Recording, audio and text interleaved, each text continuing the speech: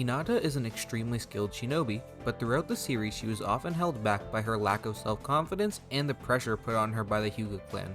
This makes analyzing how strong Hinata became over time extremely interesting, and since there's been no videos recently going into detail about how strong her various forms are, I decided to give it a go.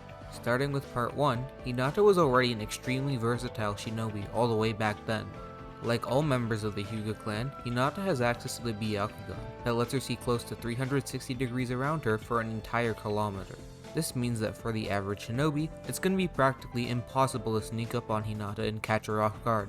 Additionally, her Byakugan allows her to see the chakra passageways of her target, which is important because Hinata is able to use a taijutsu technique called the Gentle Fist to force her chakra into her enemy to damage their internal organs.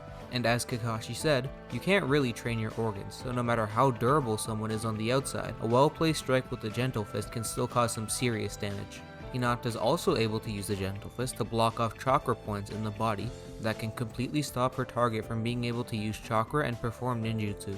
So, this means that Hinata will be able to completely destroy anyone from the inside out as long as she's fast enough to hit them. But, now we're left with the question of how fast Hinata is. The only time we're able to see Hinata's speed in part 1 is her fight with Neji, where they do seem somewhat relative. Don't get me wrong, Neji was clearly the faster and stronger of the two, since he won pretty badly, but Hinata was still able to somewhat keep up with him. In the first data book, there's even a statement that Hinata was fighting on par with Neji in a scene at the beginning of the fight. On top of this, Hinata was able to land a hit on Neji at 2 points in the fight, which clearly shows that it wasn't completely one-sided. While Hinata is still slower than Neji, her feats in this fight show that she's faster than characters like Weighted Lee who are way below Neji's Lee. This is impressive since even with weights on, Lee was able to completely demolish Sasuke who had his Sharingan activated. Sasuke's Sharingan was able to perceive Lee, but the speed gap between them was so big that Sasuke still couldn't dodge even if he could see the attacks coming. Keep in mind, base Sasuke was already capable of manhandling the Demon Mist brothers who were Chunin level in speed, so Weighted Lee blitzing an even stronger Sasuke should put him at Chunin level speed as well.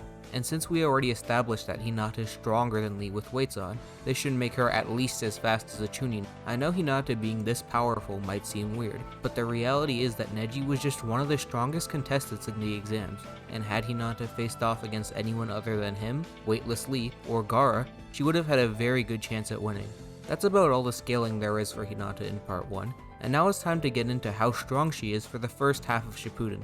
Starting with the most obvious difference, the power of Hinata's Byakugan has increased significantly because she can now see 10 kilometers ahead as opposed to before when she could only see 1.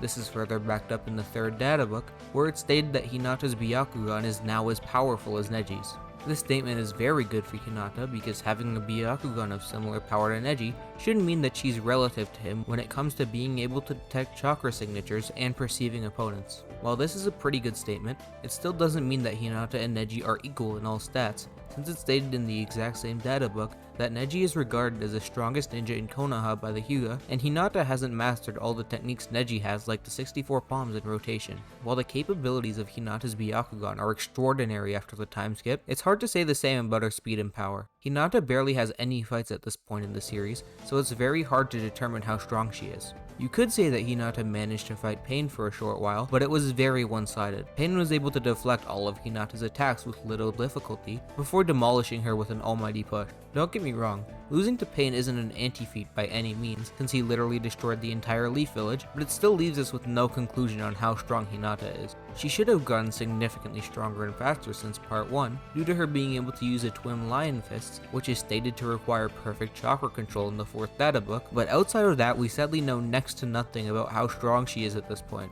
Moving on, it's time to get into how strong Hinata was during the 4th Great Shinobi War, where she has much more concrete showings. First of all, it's important to know that during the war, it's stated that Hinata was able to overcome her limits in order to protect Naruto, which increased her strength significantly and allowed her to finally pull off the 8 trigram 64 palms. This is an extremely broken ability and makes Hinata one of the strongest members in her clan, since the only other Hyuga who are able to use the 64 palms are Neji and the clan head Hiashi.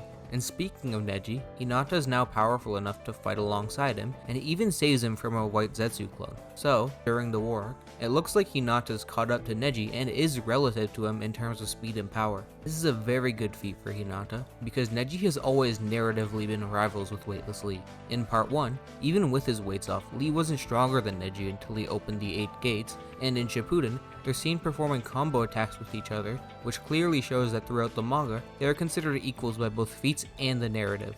Through this line of scaling, we can clearly see that Hinata is as fast as weightless Lee due to scaling to Neji.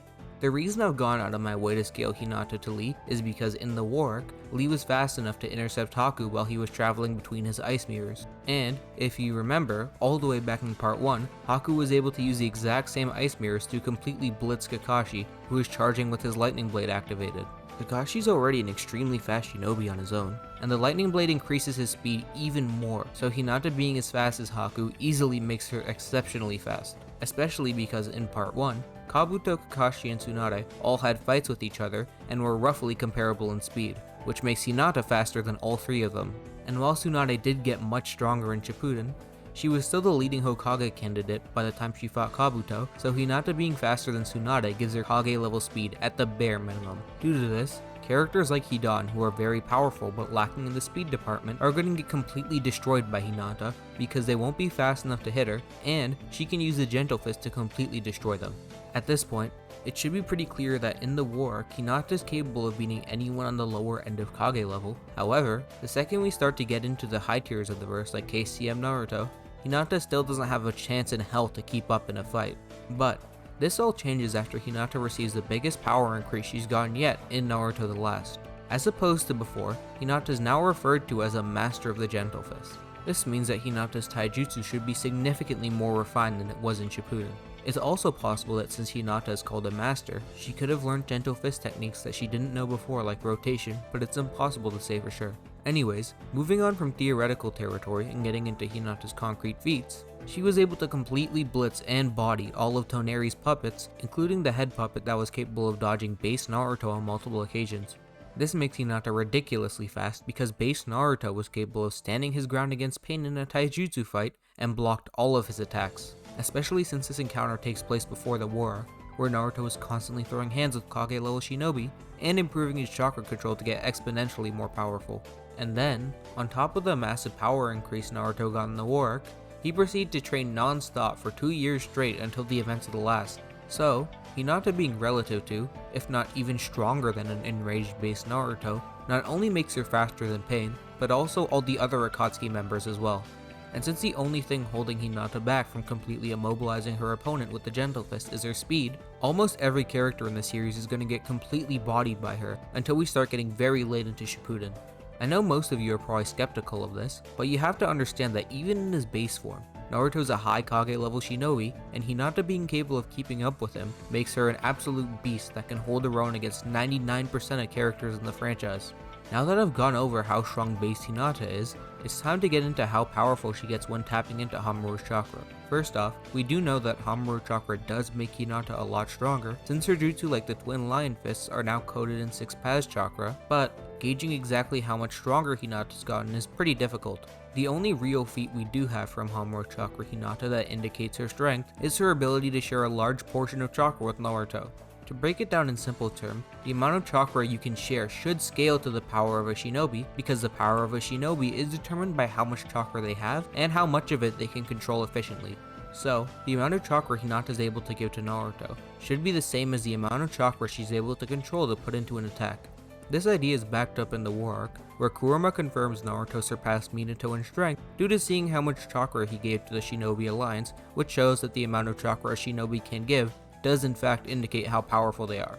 But, even after establishing this, the question becomes how much chakra Hinata gave to Naruto.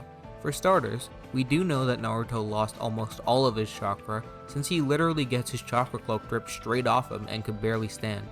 And then, after Hinata restores Naruto's chakra, not only does he become completely fine, he also re-enters KCM2 to help save Toneri. While we don't know the exact amount of Naruto's chakra that Hinata managed to restore, at the bare minimum, him going into KCM2 should show that Naruto has more chakra left than his mastered KCM state that he reverts to when low on chakra. This is an insane feat for Hinata, because it makes her stronger than Mastered KCM Naruto, who's as powerful as EMS Sasuke, and far exceeded nearly every shinobi in the Alliance, including the 5 Kage. Even narratively speaking, Hinata being this powerful makes sense, since Ten Tails Obito, the weakest 6-pass character we've seen up to this point, was capable of completely dominating these versions of Naruto and Sasuke without any effort required.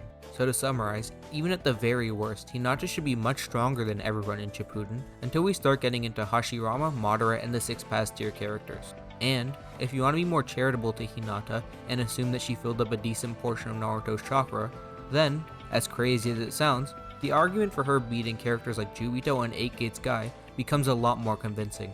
After all, Naruto is capable of fighting head to head with Toneri, who is about to destroy the entire planet, so Hinata having a sizable chunk of their power should easily put her on the higher end of 6-pass level. But I'll leave it to you guys to decide which way you want to scale Hamura Chakra Hinata, since it's very vague and open to interpretation. Thanks for watching. If you enjoyed the video, make sure to subscribe and click the video on the end screen. Later!